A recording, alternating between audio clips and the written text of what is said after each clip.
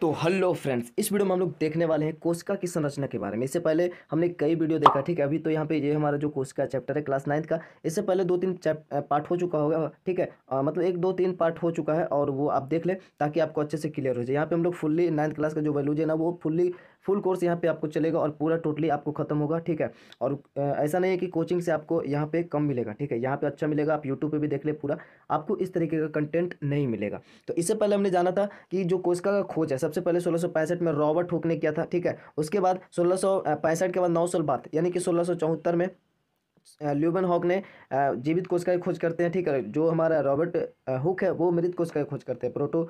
जो जीवाणु है, प्रोटोजोआ, ये सब का जो खोज है वो ल्यूबन हॉक करते हैं। फिर 1674 के बाद 1831 आता है। फिर रॉबर्ट ब्राउन जो है वो केंद्रक की खोज करते हैं। फिर पुरीकेंज आते हैं, ठीक है, जो जीव द्रव की खोज करते हैं।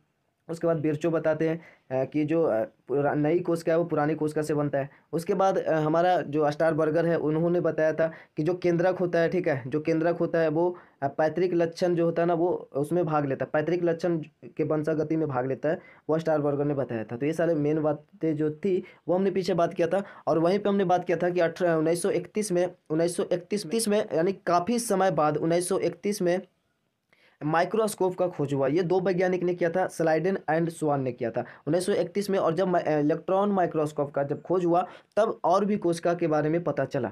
तो जैसे कि यहाँ पे कोशिका की संरचना जो है उसको हम लोग 3 भागों में बांटेंगे। जो पहला है हमारा कोशिका झिल्ली, जैसे कि कोशिका के यहाँ पे एक जनरली फिगर दिया हुआ है, वैसे हम लोग अच्छे से फिगर देखेंगे कोशिका का, जंतु कोशिका का भी देखेंगे और पादप कोशिका का भी देखेंगे। उसमें कौन कौन से कोशिकांग होते हैं, उसको कैसे बनाना है वो भी हम लोग देखेंगे, ठीक है, आने वाले वीडियो में। फिलहाल यहाँ पे हमारा पहला है प्लाज्मा मेम्ब्रेन, और दूसरा है कोशिका द्रव यानी कि साइटोप्लाज्म, और तीसरा है केंद्रक यानी कि न्यूक्लियस। ये हमारा कोशिका का 3 मेन पार्ट है और इसी के बारे में हम लोग पढ़ेंगे। कोशिका झिल्ली के बारे में अगर बात करें तो यहाँ पे अगर एक्स्ट्रा एक बात करें तो एक और झिल्ली होता है जो कि पादप कोशिका में होता है, ठीक है, पादप कोशिका में होता है।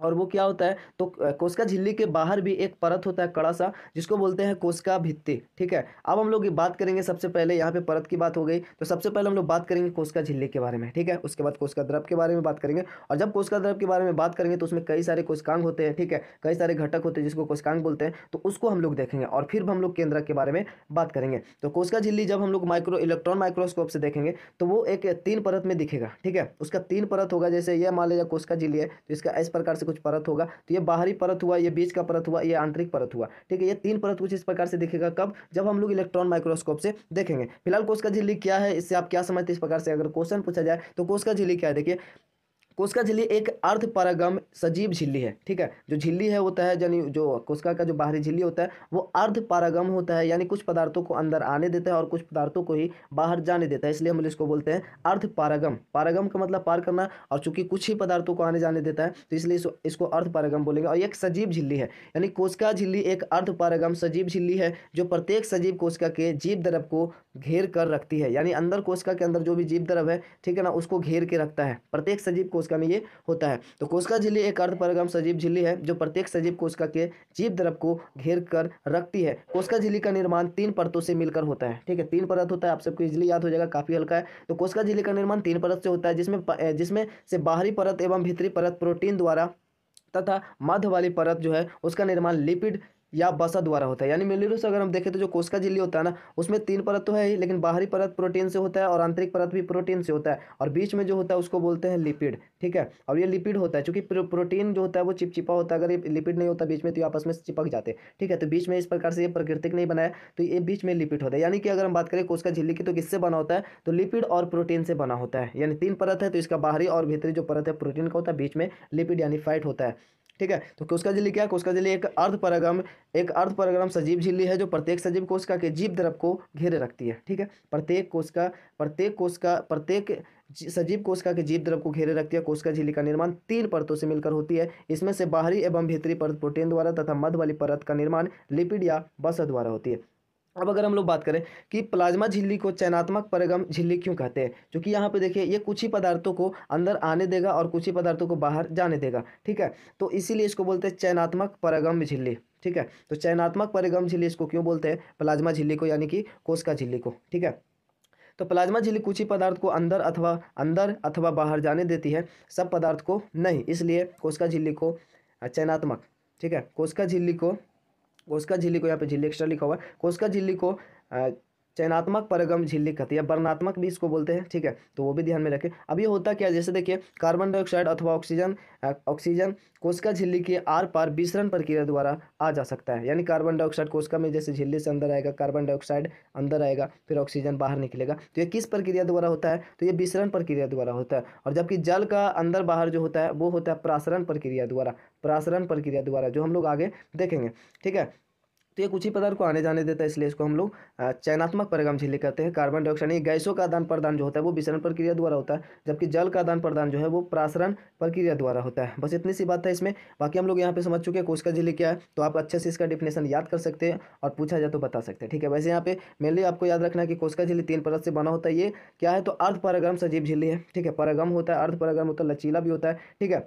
और कोशिका झिल्ली 3 परत से बना होता है, जिसका बाहरी परत और भीतरी परत जो है प्रोटीन का बना होता है, और जबकि बीच में जो है वो लिपिड होता है। तो ये सारी बातें हैं, बाकी यहाँ पे हो गया। अब हम लोग देखते हैं नेक्स्ट।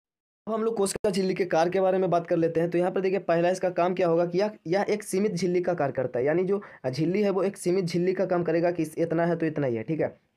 तो ये एक सीमित झिल्ली का काम करेगा, यानी एक सीमा की तरह यहाँ पे काम करेगा, ठीक है ना। तो ऐसा हम लोग समझ सकते हैं। दूसरा है कि यह कोशिका को निश्चित आकार प्रदान करता है। ये कोशिका को निश्चित आकार भी प्रदान करता है। अगर इस रूप में है या फिर इस अमीबा वगैरह को देखें तो इस रूप में है, तो ये एक निश्चित आकार प्रदान करता है, वो इसके कारण ही है, ठीक है। और यह कोशिका को यांत्रिक सहारा यानी मैकेनिकल सपोर्ट प्रदान करता है। यानी कि ये जो हमारे पास अंदर जो भी है चीज़, केंद्रक वगैरह जो भी है, और भी कई सारे कोशिकांग हैं, तो इसको ये घेरे हुए है, इसको बाहर जाने नहीं देता है। तो इस प्रकार से हम लोग कह सकते हैं ये एक आंतरिक सहारा प्रदान करता है। और चौथा है कि यह पदार्थों के परिवहन में नियंत्रण करता है। यानी कार्बन डाइऑक्साइड को अंदर लेना, ऑक्सीजन को बाहर देना, या पानी वगैरह जो भी आदान प्रदान करना है, तो ये पदार्थों को परिवहन में कंट्रोल करता है, किसको अंदर आने देना है, किसको नहीं आने देना, ठीक है, और किसको बाहर जाने देना है। तो ये सारे जो कंट्रोल है वो कौन करता है, ये हमारा कोशिका झिल्ली है। तो कोशिका झिल्ली एक सीमित झिल्ली का काम करता है, निश्चित आकार प्रदान करता है, और यांत्रिक सहारा देता है, साथ में पदार्थों के परिवहन में नियंत्रण करते हैं। तो ये 4 काम आप याद रखें, ठीक है।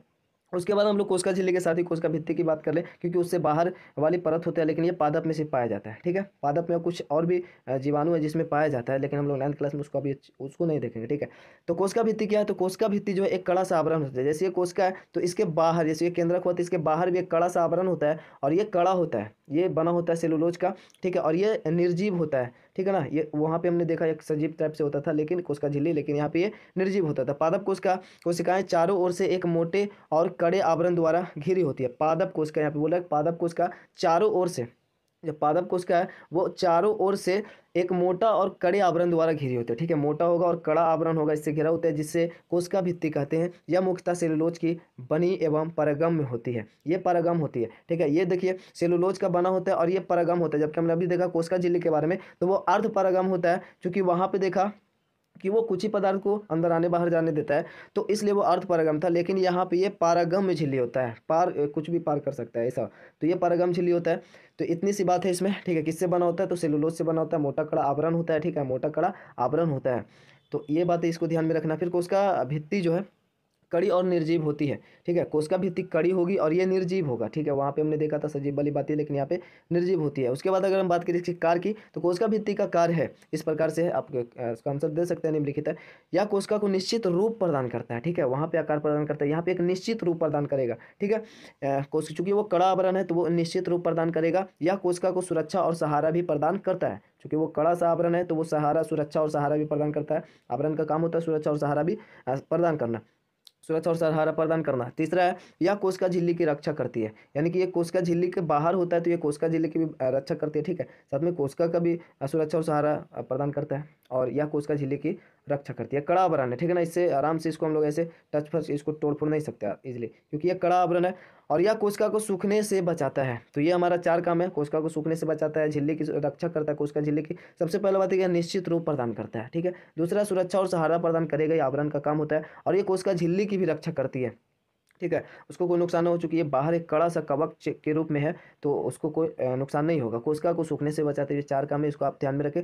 और उसके बाद हमारा है दूसरा, क्योंकि हमने कोशिका झिल्ली को देखा, दूसरा परत जो है हमारा कोशिका का जो 3 अंग हमने पढ़ा, मेन जो है मुख्य था 3 अंग जो था उसमें कोशिका झिल्ली हमने देखा, ठीक है। साथ में कोशिका भित्ति को भी देखा, चूंकि पादप में पाया जाता है। और फिर अगला है कोशिका द्रव। तो कोशिका द्रव क्या है, यानी कि जो कोशिका के बीच में केंद्रक है, इसके बाहर जो है ये इस प्रकार से पदार्थ होता है ना, तरल पदार्थ होता है, ठीक है। गाढ़ा पारभासी होता है, ये भी पारभासी का मतलब इसको आर पर दिख सकता है, ठीक है, तो ऐसा बोलेंगे। और ये चिपचिपा होता है।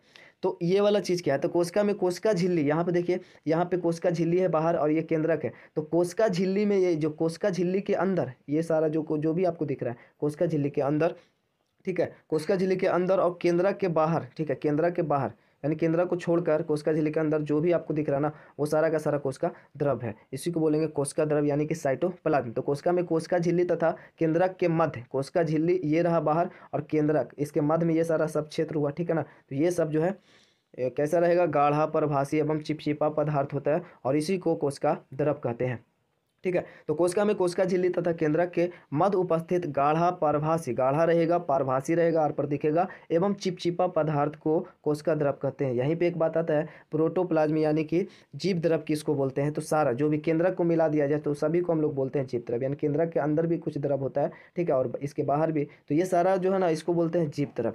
और ये जो हमारा हमें पता है कि कोशिका किससे मिलकर बना हुआ, तो यहाँ पे एक तो कार्बनिक और एक अकार्बनिक होता है, एक कार्बनिक और एक अकार्बनिक होता है। तो ये दो चीज़ से मिलकर, दो यौगिक से मिलकर बना होता है, कार्बनिक और अकार्बनिक, कार्बनिक और अकार्बनिक। तो ये आप ध्यान में रखें, ठीक है, कार्बनिक और अकार्बनिक। कार्बनिक में कौन कौन सा आता था, जिसमें कार्बन हाइड्रोजन दोनों हो, हमने पहले भी बताया था। जैसे कि अकार्बनिक में बोले तो जल हो गया, कार्बन डाइऑक्साइड हो गया, जल हो गया, लवण हो गया, जल लवण खनिज, ये सब हमारा जो होगा ना वो अकार्बनिक होगा। बाकी हम लोग अगर बात करें कार्बोहाइड्रेट की, उसके बाद प्रोटीन की, ठीक है, और ये सब जो है ना ये सब हमारा कार्बनिक होगा। तो ये सब से मिलकर ये बना होता है जीव द्रव, ठीक है, यानी कोशिका ही पूरा मान ले।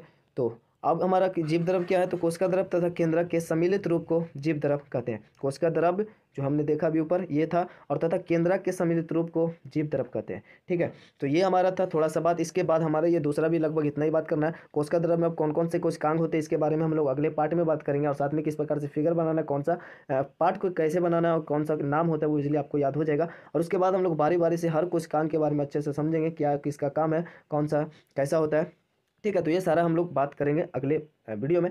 और अगर वीडियो अच्छा लगा हो तो इसको लाइक कमेंट शेयर जरूर से कर दे। चैनल अपना चैनल को सब्सक्राइब करके बेल आइकन को प्रेस कर दे। मिलता है नेक्स्ट में, तब तक के लिए जय हिंद, जय भारत।